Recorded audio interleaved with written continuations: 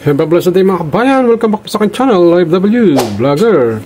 So mga kabayan, meron na naman tayong pagbabago na magaganap sa NAIA International Airport bago pa tayo pumasok sa immigration.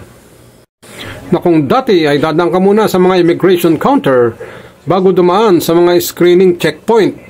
Pero ngayon mga kabayan ay binaligtad na, pagpapalitin na. Mauna muna ang screening ng mga bagay at maleta bago dumaan po sa immigration. Para ma-check na ang ating mga daladalang pinagbabawal sa ating maleta bago man ito makumpiska mga kabayan. Noon kasi kapag nakalagpas ka sa immigration at may na-check na pinagbabawal sa ating maleta o sa inyong hand carry ay hindi na tayo pwedeng bumalik sa labas. So watch po natin ang mga balitang ito mga kababayan.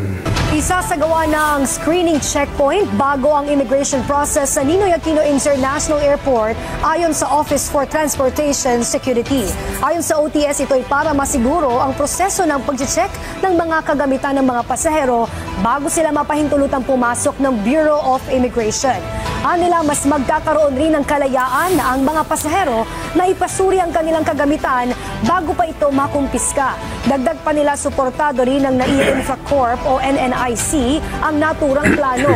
Sa ngayon ay wala pang anunsyo kung kailan ang implementasyon ng naturang pagbaligtad ng proseso ng paglilipat ng mga gamit sa mga X-ray machines. Samantala, binigyang diin ni BI spokesperson Dana Sandoval ang mangyayaring deployment.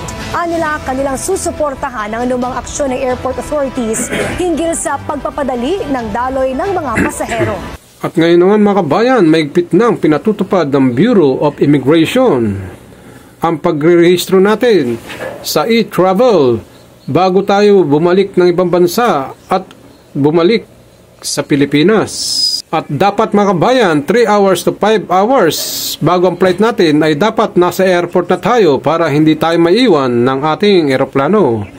Kaya watch natin ang mga reminder nito ng Bureau of Immigration mga kababayan.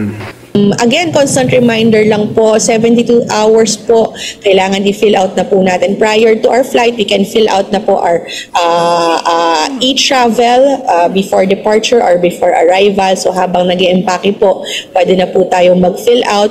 Libre po ito, wala pong babayaran, wag pong magpapaloko sa mga fake na mga websites kasi binakikita tayo ng mga fake na websites na naniningil po for the e-travel. This is free and this is easier na po compared doon sa mga old paper-based natin na maraming sinusulatan for different government agencies. Pinagsama-sama na po natin ito sa isang platform. And doon sa mga aalis naman po, reminder din po, at least 3 hours before, you have to check in na po and dire-diretso na po sa immigration area. So ngayon mga kabayan, sana may nakuha tayong mga magandang idea at nakatulong itong video sa ating lahat. Please like and subscribe and click the notification bell para updated po kayo sa aking mga videong ilalabas para sa ating mga kababayan.